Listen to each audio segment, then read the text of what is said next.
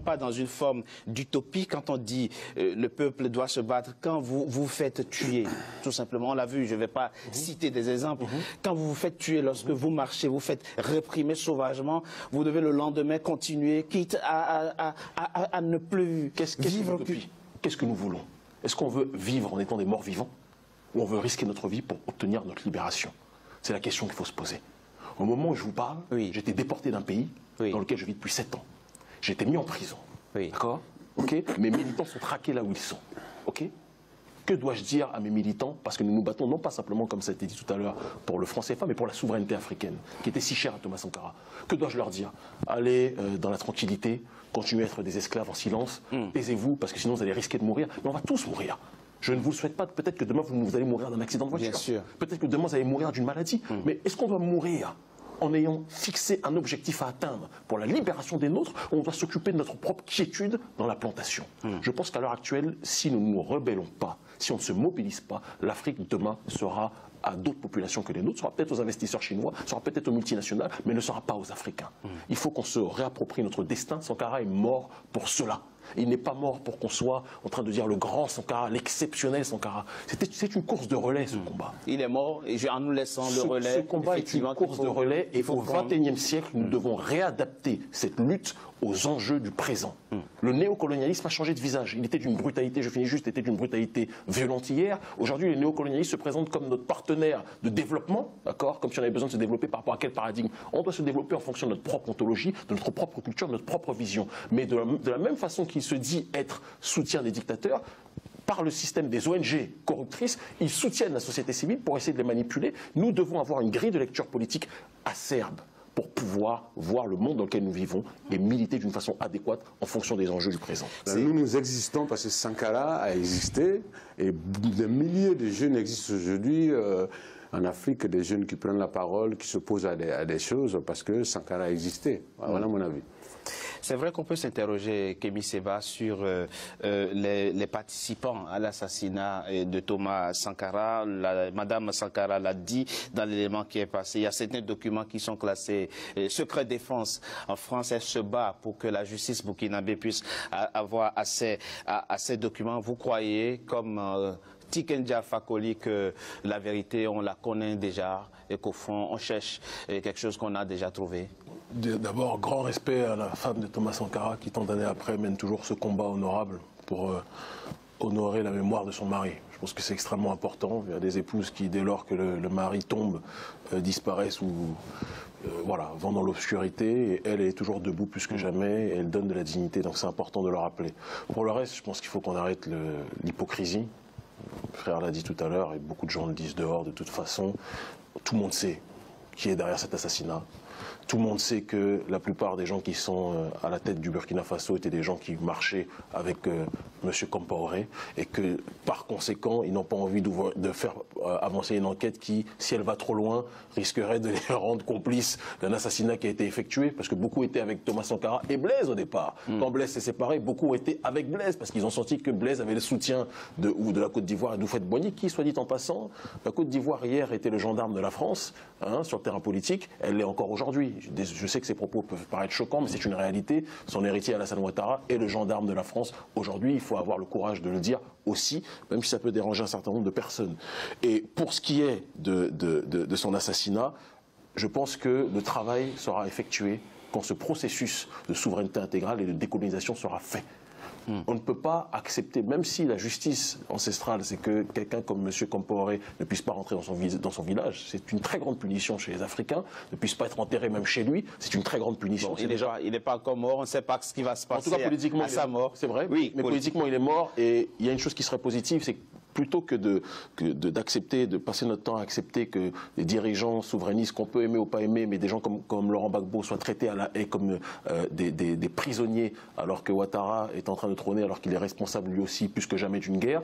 Ce qui je trouve anormal, c'est que monsieur Compaoré soit logé par Ouattara clairement, calmement, simplement, avec l'assassinat qu'il a sur les épaules et qu'il a sur les mains.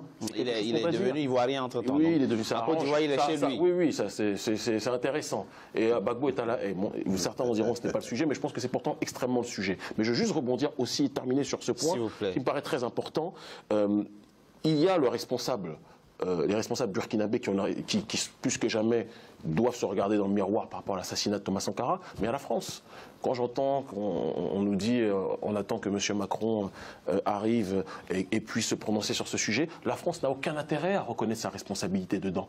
Elle ne va pas reconnaître la responsabilité d'un crime qui a été effectué et qui continue. Parce que le crime de la France vis-à-vis de Thomas Sankara, c'est pas simplement de l'avoir assassiné, c'est d'établir un projet néocolonial visant à piller nos richesses, à piller nos matières premières, hier et aujourd'hui, avec la complicité de nos dirigeants africains. Je sais que ce que je dis est compliqué. Je sais ce que je dis peut paraître radioactif, mais c'est quelque chose qu'on se doit de dire. Il faut qu'on arrête d'être dans le tabou. Ça participe d'un projet, dites-vous. Est-ce qu'un jour, on aura la justice vis-à-vis de Thomas Sankara? Est-ce qu'un jour, on connaîtra les criminels? Mais même ma fille de 11 ans connaît qui sont les criminels et les assassins de Thomas Sankara. Tout le monde connaît les criminels et les assassins de Thomas Sankara. Et tout le monde sait que l'Élysée et la France, qui se présentent comme le pays des droits de l'homme, a une responsabilité politique viscérale dans l'assassinat de Thomas Sankara. Et c'est lorsque la jeunesse africaine prendra ses responsabilités, comme elle est en train de le prendre aujourd'hui, que la mort de Thomas Sankara sera plus que jamais vengée. Nous ne nous vengerons pas contre des peuples, contre des gens, parce que le prolétariat français souffre lui aussi. On se vengera contre les élites françaises et les élites africaines qui ont décidé de corrompre leur dignité pour sacrifier quelqu'un qui se levait pour la liberté, non pas d'un peuple simplement, mais des peuples opprimés de manière générale.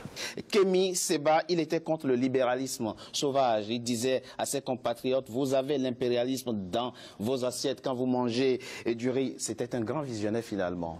Un grand visionnaire plus que jamais parce qu'on est encore aujourd'hui dans ce combat, c'est évident. L'Afrique, à l'heure actuelle, souffre et dans un chaos politique, dans un chaos économique parce que l'ultralibéralisme est devenu de plus en plus dérégulé et a poussé la société africaine à devenir plus que jamais aliénée. Il est important aussi de rappeler, à travers l'exemple de Thomas Sankara, que c'est un enseignement, une leçon qui donne à tous les chefs d'État africains de un, mais aussi à toutes les personnes, ou bon nombre de personnes en Afrique qui aspirent à devenir des politiciens ou des politiciennes, parce qu'elles ont l'impression qu'aujourd'hui, être un politicien, c'est synonyme d'être un homme d'affaires. C'est malheureux ce que je dis, mais c'est ce qui est présent dans la tête de beaucoup de gens. Beaucoup de gens disent, en Afrique, des jeunes, moi je veux faire de la politique, je vais être dans tel ou tel Il y a parti. une monétarisation de l'engagement politique. Aujourd'hui, le meilleur moyen exactement d'être un grand businessman en Afrique, c'est triste, mais c'est d'être un homme politique. Et c'est un tabou que, en réalité, tout le monde le sait derrière son écran. Et donc, quand on se rappelle de la vision de Thomas Sankara, de la manière dont il a matérialisé sa vision sur le terrain politique, il rappelle à toutes ces personnes qui sont prêtes à tuer pour avoir des billets de CFA ou d'autres, bien souvent ils ont des comptes en Suisse, donc c'est peut-être pas le CFA la monnaie, mais ça leur rappelle que la politique, politéia, participation à la vie de la cité, participer à la vie de la cité, ce n'est pas voler sur le dos de la cité. Certains rentrent en politique aujourd'hui pour se servir du peuple, alors que Thomas Sankara est rentré en politique pour servir le peuple. Et c'est un rappel. Tout à l'heure, Tikan disait que Thomas Sankara sera présent peut-être dans un siècle dans l'esprit des gens. C'est certain, parce que Thomas Sankara est un prophète du panafricanisme sans l'idolâtrer. Un prophète au sens qu'il a prophétisé, il a annoncé, c'est ça la définition de prophétiser, des choses qui allaient se passer et qui se passent plus que jamais aujourd'hui. Et il serait très important que toute personne qui rentre dans cet activisme politique se rappelle qu'on ne lutte pas pour une souveraineté, pour ressembler à ceux qui sont là pour nous dépouiller. On veut l'égalité. On ne veut pas s'enrichir sur le dos de ceux qui n'ont rien en réalité. Est-ce qu'il est possible qu'un jour, les Africains s'unissent pour dire non à l'ennemi extérieur? Est-ce que c'est possible? C'est un idéal à atteindre. Mais je pense qu'il doit y avoir un préalable à cela, c'est qu'il faut qu'on soit capable aussi de faire un travail d'introspection dans nos rangs. L'unité parfaite n'existe nulle part. Ce n'est pas vrai. Je pense que même dans une famille, des gens qui peuvent s'aimer profondément ne seront jamais d'accord systématiquement sur tout. Mais il faut qu'il y ait une base de départ. Et il faut qu'on soit capable aussi de faire un travail d'introspection visant à savoir quelles sont à l'intérieur des nôtres les entités qui peuvent être des faiblesses et les entités qui peuvent être des forces. Il y a une chose que Thomas Sankara savait mieux que nous. Des jours avant sa mort, on lui dit que Blaise Compaoré pense à le tuer. Oui. D'accord, c'est une réalité. Oui. Ou contribue à son assassinat. Et Thomas Sankara dit de laisser. Oui. Certains vont dire que c'était un choix qui était le sien, d'autres vont dire que c'était une erreur. Là n'est pas la question. Mais si Thomas Sankara avait agi peut-être pour immobiliser Blaise Compaoré, peut-être qu'il ne serait pas mort à cette occasion-là. Mais le débat de fond au-delà de ça, c'est lequel?